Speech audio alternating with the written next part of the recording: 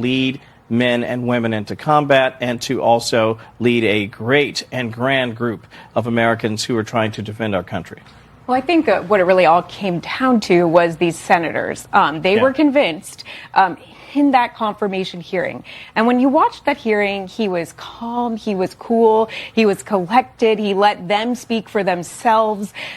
He, did not get frazzled by any of that questioning. And I think, a lot of those Republicans who maybe were on the fence and ultimately decided to back him looked at that and saw, okay, this is somebody that can actually handle, maybe the pressure of this job. That he didn't have any slip-ups and he let Democrats kind of, speak for themselves. And when we watched that hearing, a lot of what we saw was some, ineffective questioning from Democrats, unfortunately, for that side. And what we saw, I think the most effective of what we saw was Senator Tammy Duckworth, asking him questions about actually the job, asking him to name, treaties and securities, and more of that would have maybe been a little bit better to get on that point about the qualifications. But they really just focused mostly on the personal background, which was not a winning message. 15 seconds each before we go.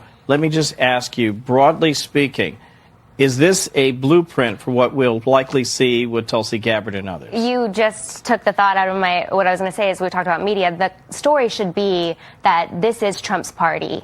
He has cemented the base, and I think that this is, just like you said, a blueprint, that we're going to see the other nominees. I expect they get confirmed. I don't think that the other ones have as many personal issues that we saw came to be during the confirmation hearing with Hegseth. So I expect that Trump will get his cabinet. 15 seconds. I have a little bit of a different perspective. I actually think Tulsi Gabbard may potentially be in trouble, and that's from people I'm hearing on the Hill. I think there are a lot of issues surrounding, her background, not necessarily any personal issues, but with the job. And so, yes, maybe this time it was only 3 Republican senators, but how many is it going to be? When her nomination comes up. And I think it's really going to make or break her performance next week on that confirmation hearing. Ditto for RFK Jr. He's got to perform because, as he does in front of